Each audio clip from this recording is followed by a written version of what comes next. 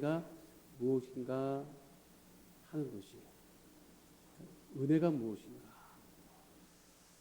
이와 이제 은혜와 관련한 아주 합당한 예화가 하나 있어요. 저는 이거를 이제 곽선희 목사님이 하신 말씀이에요. 곽선희 목사님이 이제 강남에서 사역하실 때 은퇴하시기 전이죠.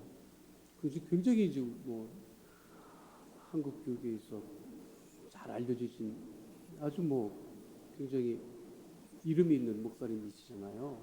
그 목사님이 한번 신방 갈 일이 있어서 직접 운전을 하시고 신방을 가실 일이 생겨서 차를 타고 가는데, 아시겠지만 우리나라 교통 신호 체계가 우회전일 때는 비보호 우회전을 합니다. 그러니까 빨간불이어도 우회전을 할 수 있어요. 그런데 간혹 우회전을 할 수 있는 지점임에도 불구하고 꼭 초록색 화살표가 있는 곳이 있습니다. 그곳에서는 반드시 초록색 화살표 신호가 들어와야 우회전을 할 수 있는 장소가 곳곳에 있어요. 그런데 목사님이 딱 그 지점에 이제 빨간불이어서 신호를 기다리고 있는데, 통상 우리 이제 목사님들이 운전을 어떻게 하느냐면 은혜로 합니다. 일단 목사님들이 급해요. 항상 보면 희한하게 목사님이 급해요. 그래서 목사님 마음이 급해서 그래도 이제 신호가 이제 초록 화살표가 들어와야 되니까 기다리고 있는데, 앞에 차가 3대가 있었대요. 그런데 이게 신호를 기다리고 있는데 맨 앞에 있는 차가 실감실감 하더니 우회전을 해서 가더랍니다. 그래서 가도 되나 싶은데 초록색 불이 들어와야 되는 장소예요. 저 차는 왜 가나 싶어서 봤는데 마침 그 옆에 교통경찰이 서 있더래. 아이고, 저 사람 붙들렸겠다 싶어서 봤는데 교통경찰이 안 잡더래요. 빨간불인데 초록색 신호등이 안 들어왔는데. 그래서 목사님이 저건 뭐지? 우회전 하는 사람은 뭐고 안 붙잡는 교통경찰은 뭐지? 그러고 있는데 그 뒷차도 따라서 가는데 안 잡더래. 그러니까 이제 앞차가 가니까 목사님 차도 앞으로 가게 됐잖아요. 바로 앞에 있는 차도 또 따라서 가는데 안 잡더라는 거예요. 그래서 목사님이 어떻게 했어요? 돌았지요. 잡더래. 그래서 잡혔어요. 경찰이 세 대를 보내더니 목사님 차가 우회전하는데 잡더라는 거예요. 그래서 이제 갓길로 대라고 하니까 이제 차를 대니까 교통경찰이 와서 유리창을 내리니까 인사를 하면서 경례를 하면서 신호 위반하셨습니다. 면허증 확인하겠습니다 해서 목사님 이제 기가 막히잖아요. 그래서 이제 물었답니다. 이봐요, 제가 봤는데 앞에 차 다 가던데 내 차는 왜 잡은 겁니까? 라고 이렇게 물어봤더니 교통경찰이 이렇게 내려다보면서 질문을 하더랍니다. 질문이 뭐냐면 목사님에게 예수님이 왜 죽으셨는지 아십니까? 이렇게 물어보더라고요. 그래서 목사님이 순간 너무 당황했대요. 나를 알아본 건가? 근데 표정을 보니까 전혀 모르는 눈치인데 아니 질문이 교통경찰이 느닷없이 딱지를 떼면서 예수님이 왜 죽으셨는지 아십니까? 물어보는데 그 유명한 목사님이 그거를 설명을 못하겠어요? 너무 당황스러우니까 설명이 안 되고 다시 경찰을 올려다보고 되물었대요. 왜 죽었는데요? 너무 궁금했던 거야. 왜 죽었는데요? 이렇게 물어봤더니 교통경찰이 그 목사님을 향해서 대신 죽었습니다. 그러더라고요.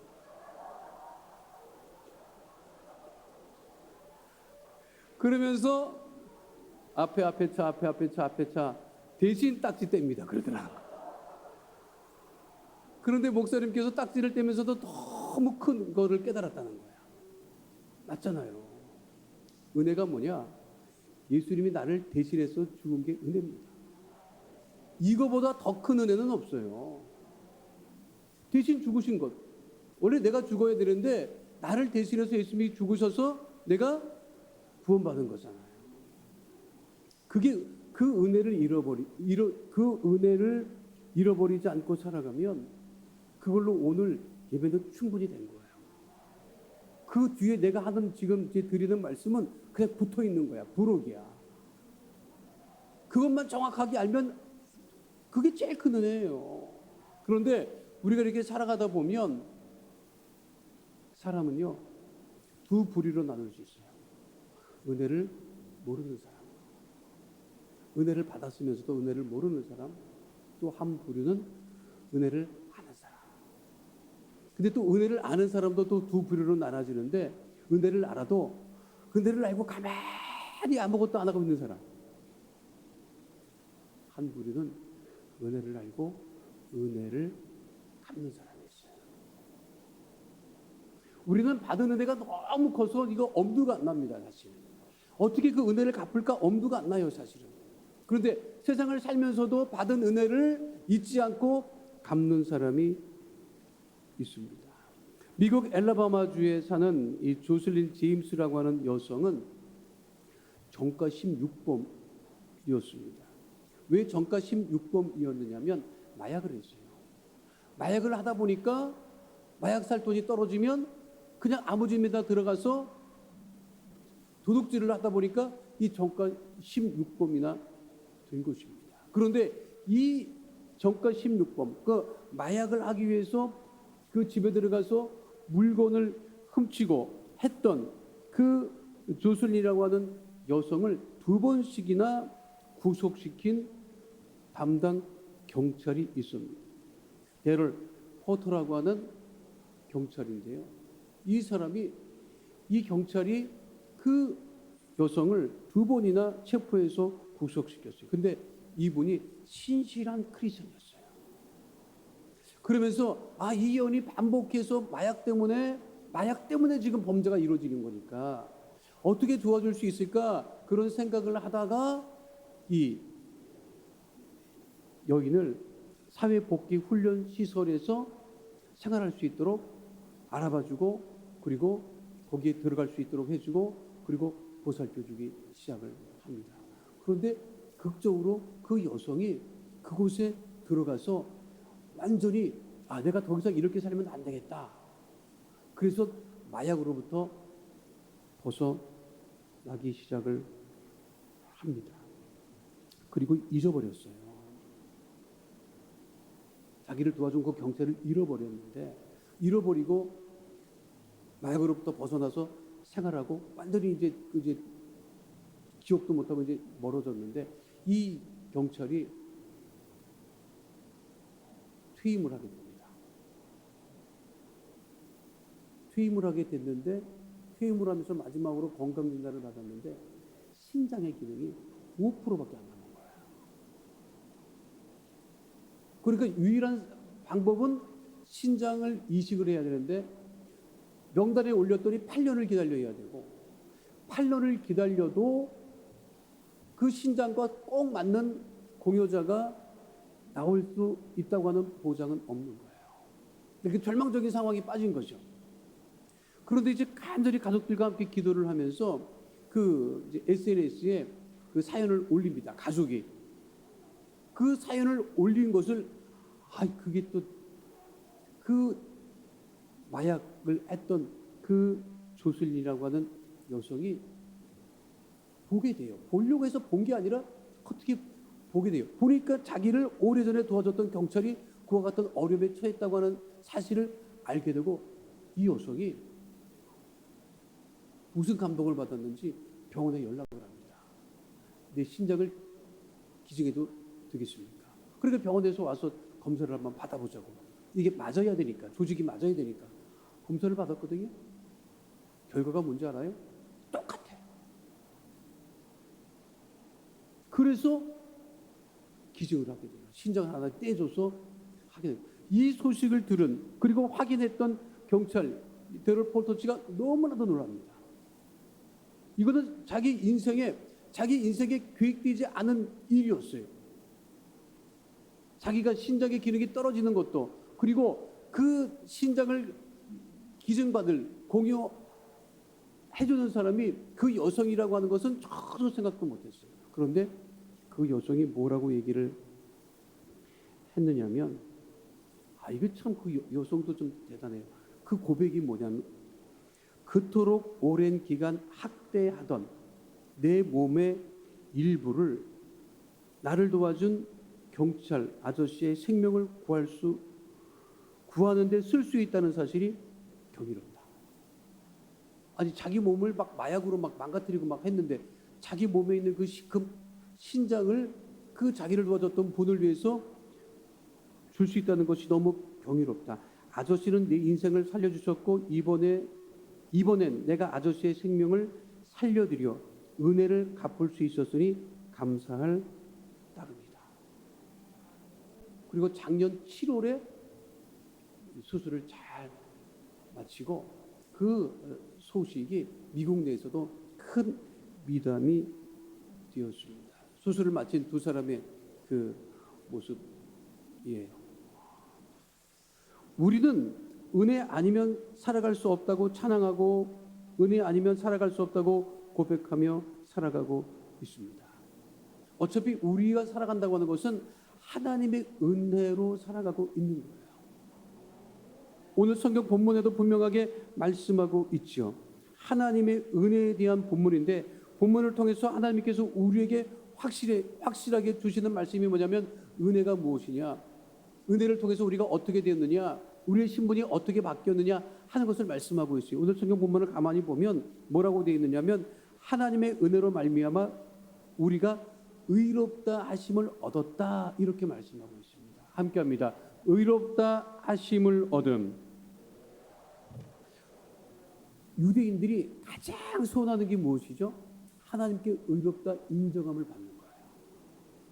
유대인들의 아주 그 가장 소원 중에 소원이 뭐냐면 하나님께 의롭다 인정함을 받는 것입니다. 근데 그 유대인들은 하나님께 의롭다 인정함을 받기 위해서 율법을 열심히 지켰어요. 그런데 율법을 아무리 열심히 지켜도 하나님 앞에 의롭다 인정함을 받을 수 있는 사람은 없어요.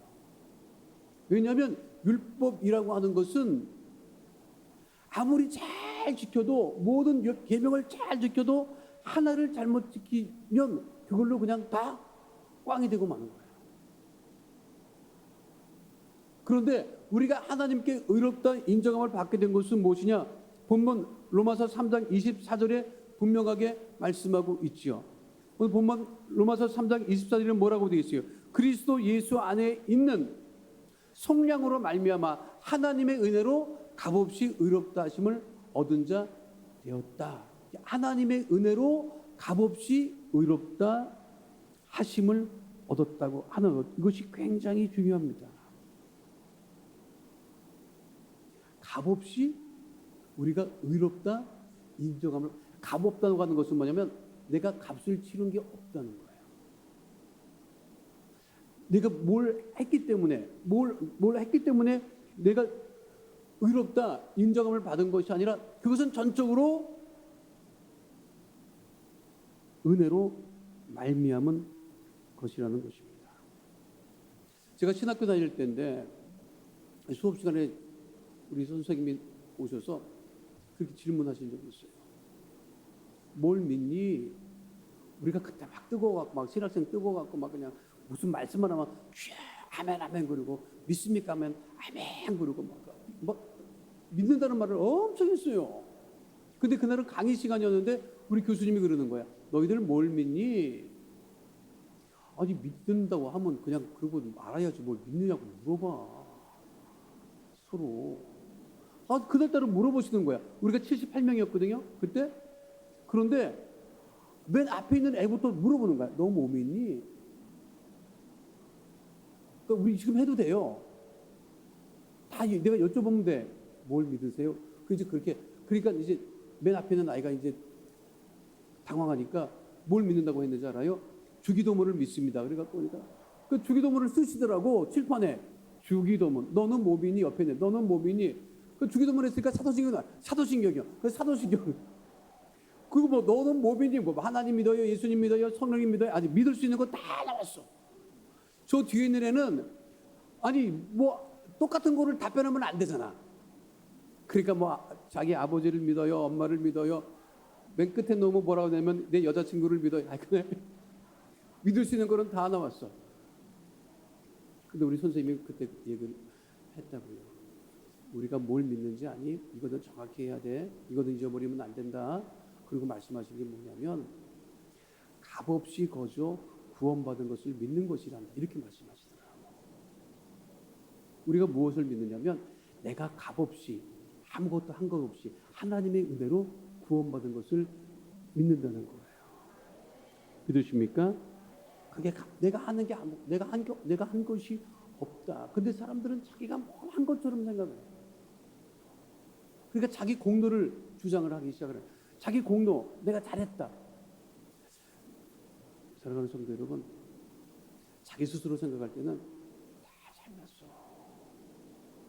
이 교회 오늘 나오셨을 정도 성도들 되면 나름대로 집에서 나올 때 확신이 있어서 나온 거야. 무슨 확신? 이 정도면 됐다.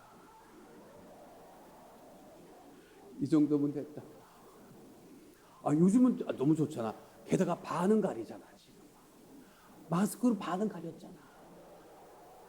그러니 더 확실히 차는 거지. 이 정도 얼굴이면 됐다. 야, 이 정도면 뭐 나름대로 다 잘났어요. 다 잘났어.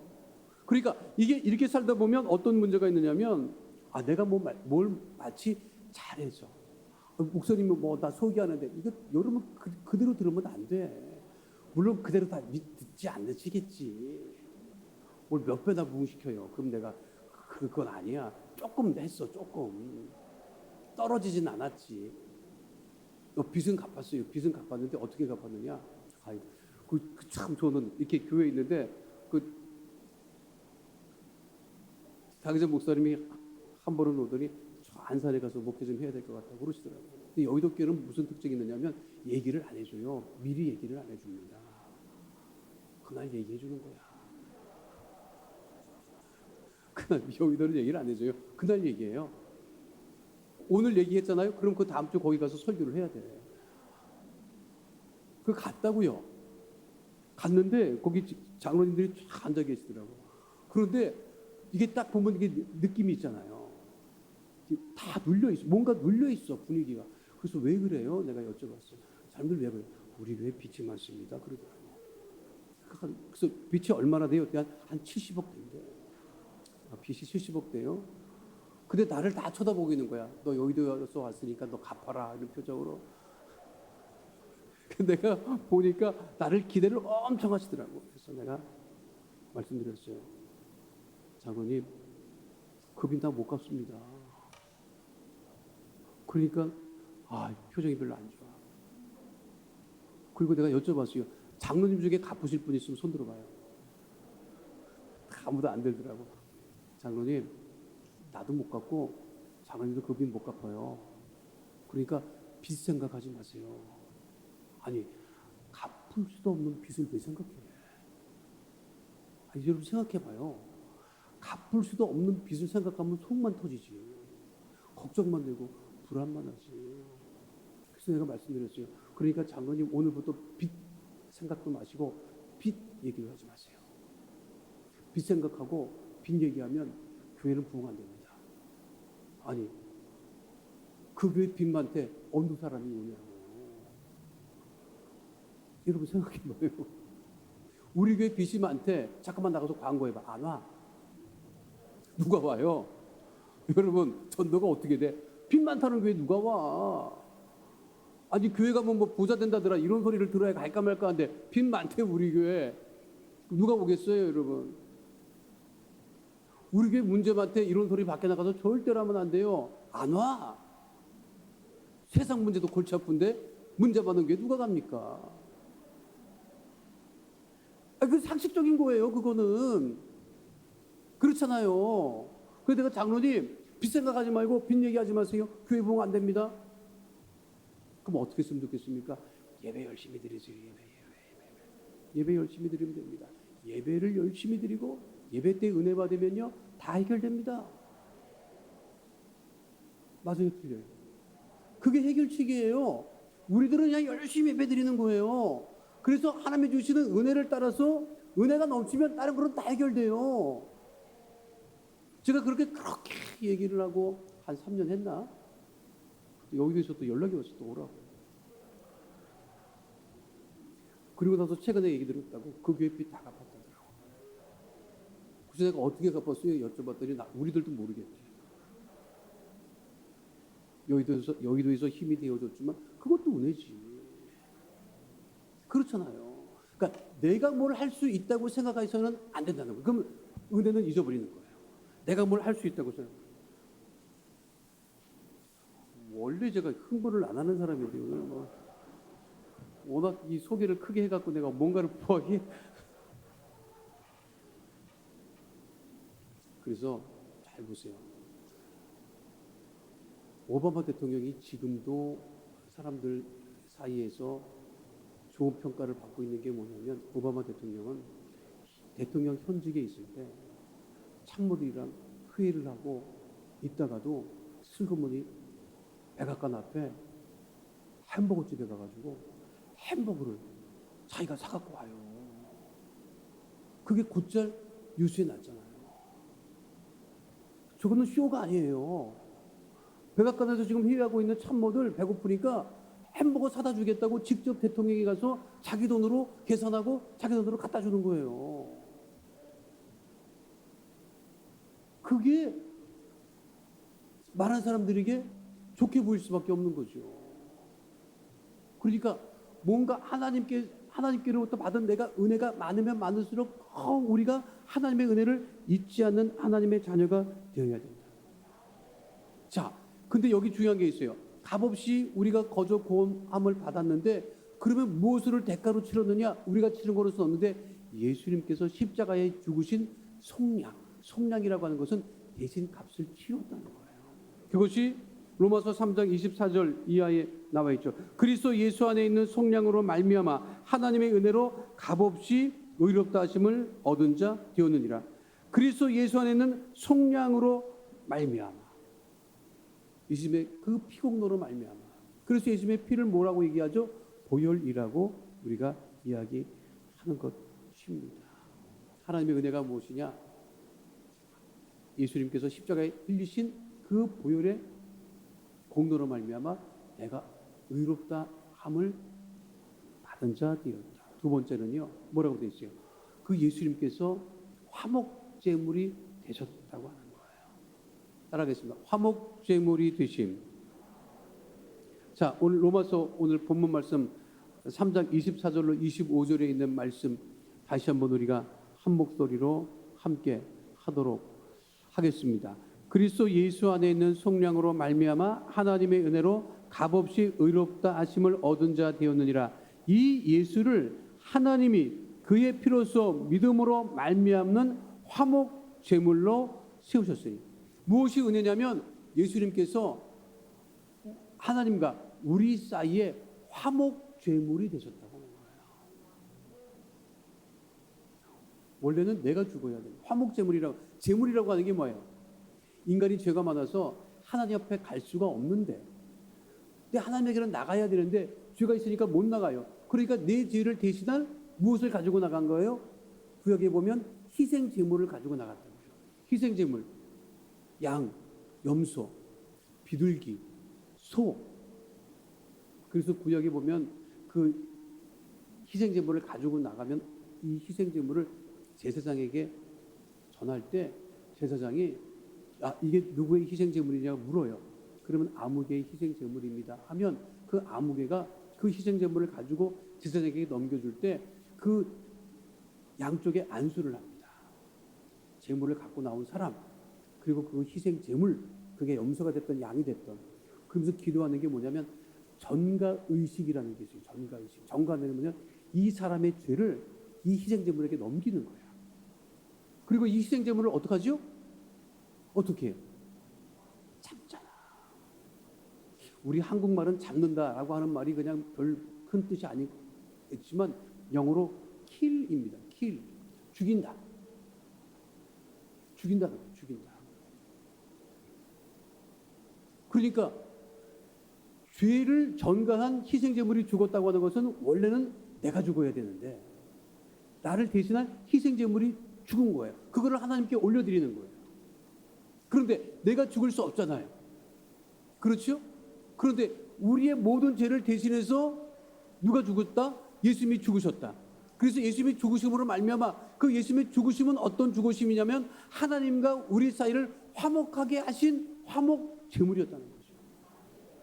내가 죽을 수 없는데 그러니까 화목하게 되기 위해서는 누군가는 희생을 해야 된다고요.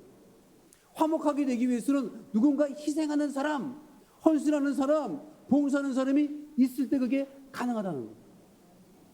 믿으십니까? 화목제물이 된다고 하는 것이 참 중요해요. 제가 그 신학교를 졸업하고 군대를 갔는데 강원도로 갔어요. 강원도 화천이라고 아주 그 쉽게 말하면 평화의 댐. 거기 뭐 굉장히 험합니다. 어느 정도로 험하느냐면 평화의 댐 처음 만들었을 때 길이 없었어요. 그래서 군사도로를 타고 들어갔는데 군사도로를 타고 들어가면서 평화의 댐 그때 짓는다고 난리 났을 때 50 정부 시절에 난리 나고 그거 그랬을 때 그때 관광객들이 엄청 그 댐 짓는 데까지 올라오다가 도로가 없으니까 군사도로를 타고 들어가다가 거기 군인들을 보고 난리가 났잖아요. 이렇게 생활하는 군인들이 어딨냐. 그지 깡패기 같은 군대가 다 있단 말이야. 난리가 나갖고 길을 새로 냈어요 거기에. 그런데 군대 생활을 했는데 서울병력이었다고요. 서울 사람이잖아. 군대 가면 서울병력을 뭐라 하면 서울 뺀질이라고 합니다. 서울 뺀질이. 뺀질해. 서울 뺀질이들은 왜 뺀질이냐? 일은 못해. 삽질을 합니까? 곡괭이질을 합니까? 나무를.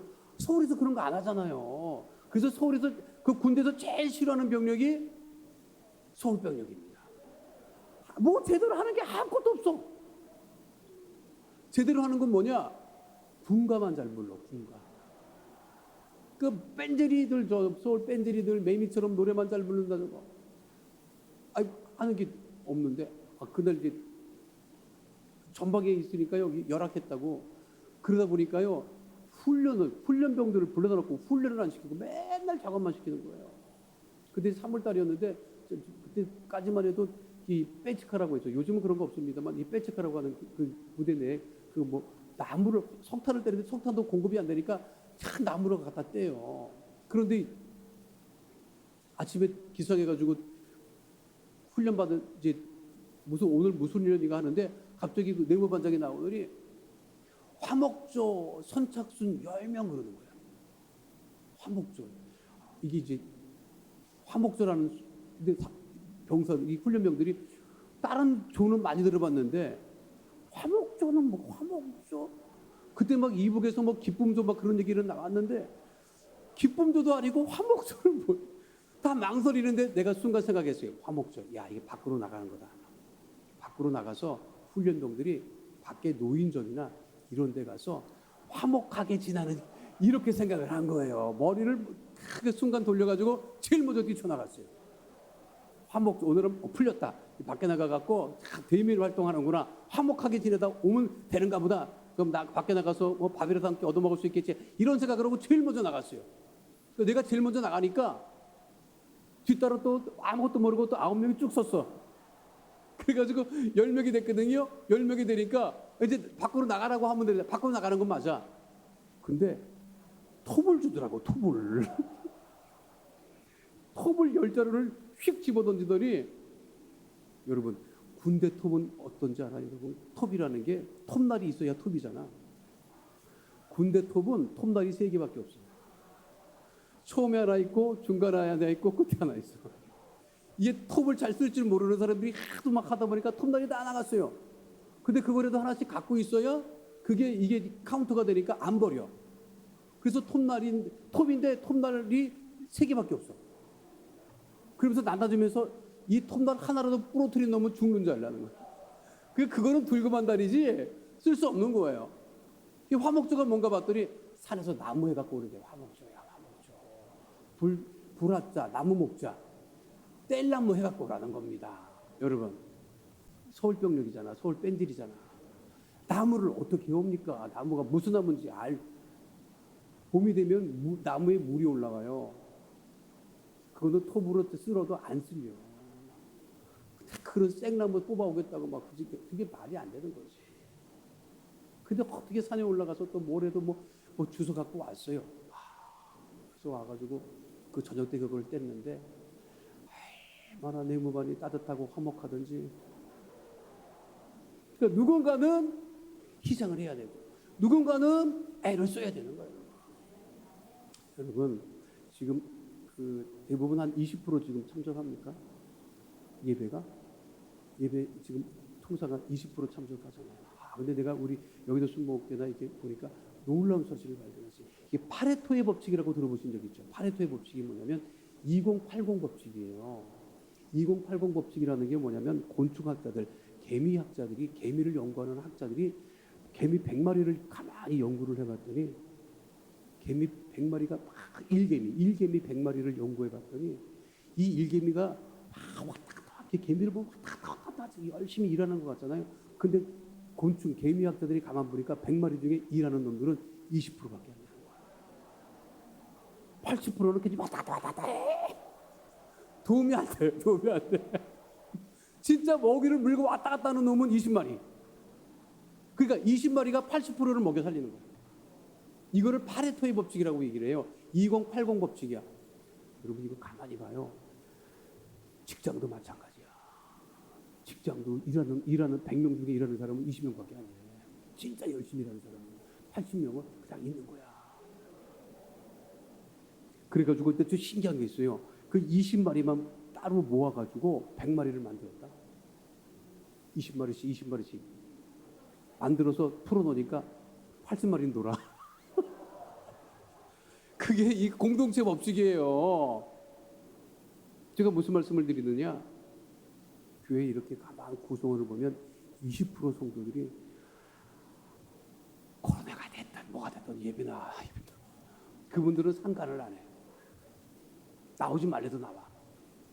예배 드리지 말래도 예배 드려. 찾아서 드리던, 기도하지 말라고 해도 기도하고, 성경 보지 말라고 해도 성경 보고, 코로나 때문에 나오지 마세요 그래도 그냥 나와. 그분들이 지금 나중에 이제 이거 코로나 끝나고 나면 통계 나올 거예요. 그때 20%의 성도들이 80%의 성도들의 목까지 했다. 그분들이 쉽게 말하면 화목제물인 거예요. 교회를 위한 그러한 성도, 화목하게 하는 성도, 하나님과 우리 인간 사이를 화목해 하셨던 예수님, 화목제물이 되셨던 예수님, 우리 시대 코로나 시대에 정말 20%의 성도들이, 오늘 예배 나오신 여러분들이 정말 물론 가족에서 예배드리는 우리 성도들까지 다 해서 그 믿음의 헌신과 화목의 역사가 넘쳐날 때 하나님의 은혜를 우리가 잊지 않고 살아감을 잊지 않는 주의 백성 되시기를 축원드립니다. 예수님이 죽으셨을 때 어떤 일이 있었는지 알아요? 성소의 휘장, 지성소와 성소 사이를 가로막고 있던 휘장이 위로부터 아래로 갈라졌다고 하잖아요. 그것이 누가복음 23장 44절로 46절에 언급되어 있거든요. 때가 제6시쯤 되어 해가 빛을 잃고 온 땅에 어둠이 임하여 제9시까지 계속하며 성소의 휘장이 한가운데가 찢어지더라. 예수께서 큰 소리로 불러 이르시되 아버지 내 영혼을 아버지 손에 부탁하나이다 하고 이 말씀을 하신 후 숨지시니라. 거기 성소 휘장이 한가운데가 찢어졌다고 했잖아요. 저건 그림인데 저건 정확한 그림은 아닌 것 같아요. 이런 거예요. 휘장이라는 게 저런 건데 저거는 성소와 지성소를 가로막고 있어요. 성소에서 지성소로 못 들어가요. 대제사장만 1년에 한 번 들어가요. 그런데 대제사장도 흠이 있으면 들어가서 죽어요. 그렇죠? 그래서 대제사장 에봇, 그 옷에 무엇이 달려있죠? 밑에? 그래, 금방울이 달려있어요. 방울이 왜 달려있죠? 딸랑딸랑 소리가 나라고. 들어가서 소리가 나면 지성소에서 역할을 하는 거예요. 근데 소리가 안 나면 죽은 거예요. 그 출애굽기 보면 나와 있어요. 그래서 지성소에 들어가서 죽어 있거든. 등을 뒤로부터 들어가서 주섬주섬해서 끌고 나오라고 성경에 되어 있거든요. 저거는 찢어질 수가 없는 게 뭐냐면 기록에 따르면 저 성소 저기 말이 휘장이라고 하면 휘장이 좀 얇잖아요. 두께가 얇지요. 그렇죠? 20cm예요. 성소 휘장의 두께가 20cm라고. 20cm면 우리가 옛날에 그 전화번호부 그거 한 5건 정도 될 걸. 그렇죠? 그래서 그거를 설치를 할 때 제사장 300명이 달라붙거든요. 워낙 무겁고 옮기기가 쉽지 않아서. 근데 그거는 위로부터 아래로 저절로는 안 찢어져요. 그런데 예수님께서 십자가에 숨지실 때 그게 위로부터 아래로 갈라져서 우리 인간이 하나님에게 이제 직접 나갈 수 있게 됐다는 거예요. 그게 은혜라는 거예요. 그것이 예수님이 곧 화목 제물이 되셨다는 거예요. 그 은혜로 우리가 살아가고 있음을 잊지 않는 주의 백성 되시기를 축원드립니다. 그래서 로마서 5장 11절에 분명하게 말씀하고 있죠. 그뿐 아니라 이제 우리로 화목하게 하신 우리 주 예수 그리스도로 말미암아 하나님 안에서 또한 즐거워하느니라. 그래서 마지막 세 번째는 우리가 하나님의 은혜로 어떻게 되었느냐? 믿음의 법으로 거듭나게 됐다는 거예요. 따라하겠습니다. 믿음의 법으로 거듭났습니다. 로마서 3장 27절 본문 말씀에 분명하게 말씀하고 있죠. 그런즉 자랑할 때가 어디냐? 있을 수가 없느니라. 무슨 법으로나 행위로냐? 아니라 오직 믿음의 법으로니라. 믿음의 법으로 우리가 거듭나게 되었다. 그러니까 우리가 무엇으로 살아간다? 이제는 우리가 믿음으로 살아간다. 그러니까 하나님의 은혜의 믿음의 법에는요, 여러분, 율법에는 은혜가 없어요. 율법에는 은혜가 없어요. 율법은 지적하고 판단하고.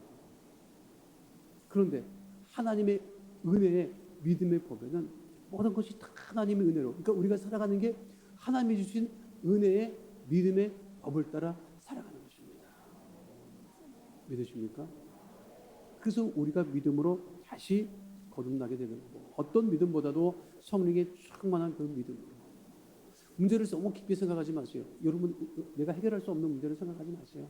속도 상하지 마. 왜 속상해? 왜 속상해요? 왜 속상해? 내가 해결할 수 없는데 뭐 속을 상해? 그거 왜 속상하고 앉았어요? 예수를 왜 믿어? 그 내가 우리 성도님들에게 늘 드리는 말씀이 있어요. 예수 믿으면 일단 피부는 좋아야 된다. 그 뭐라도 잘 붙어야 돼. 저는 여기서 예배 드릴 때 물 바르고 올라가요. 조명도 있고 하지만 그래도 설교하는데 목사님이 그래서 번듯하게 해서 가야지. 3일에 피죽도 못 먹은 사람들 그렇게 오면 성도들이 안 좋아합니다. 그렇잖아. 빛이 나야 돼. 이거 막 잠깐만 올린다고 그래갖고 막 어떻게 나가네.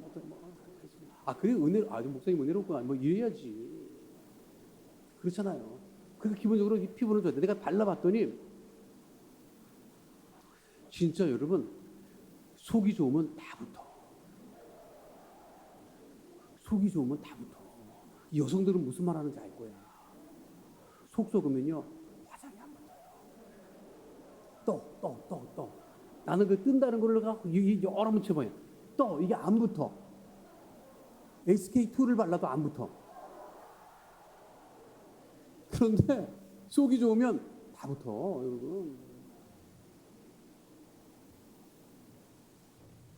옆에 분하고 쳐다만 봐요. 옆에 분을 한번 쳐다보고 속으로 피부 참 좋으십니다.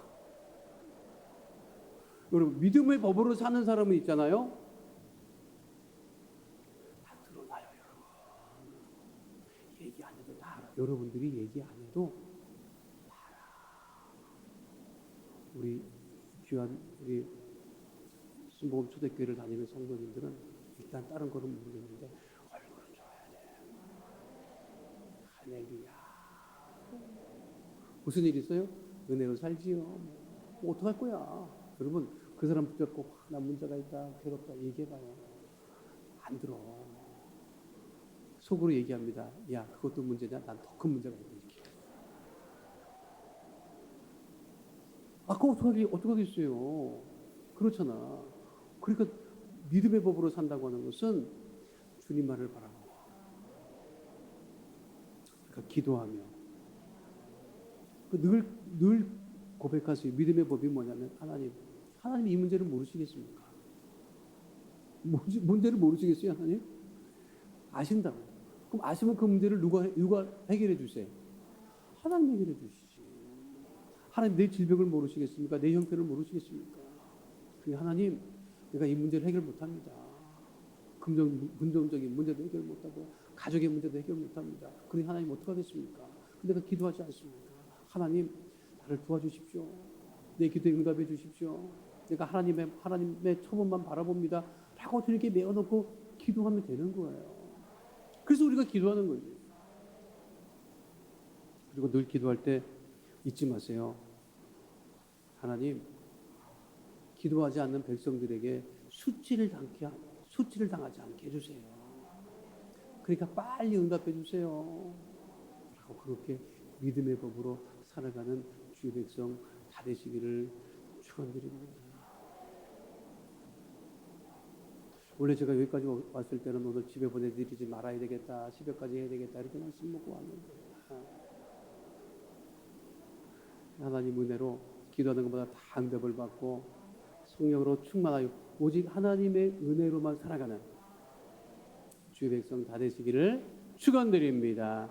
거룩하신 아버지 하나님, 우리가 하나님의 은혜로 살아갑니다. 그리스도 예수 안에 있는 성령으로 말미암아 하나님의 은혜로 값없이 의롭다 하심을 얻었으며 예수님 화목 제물이 되어 주심으로 우리가 하나님과 화목하게 되었고 이제는 우리가 다른 곳으로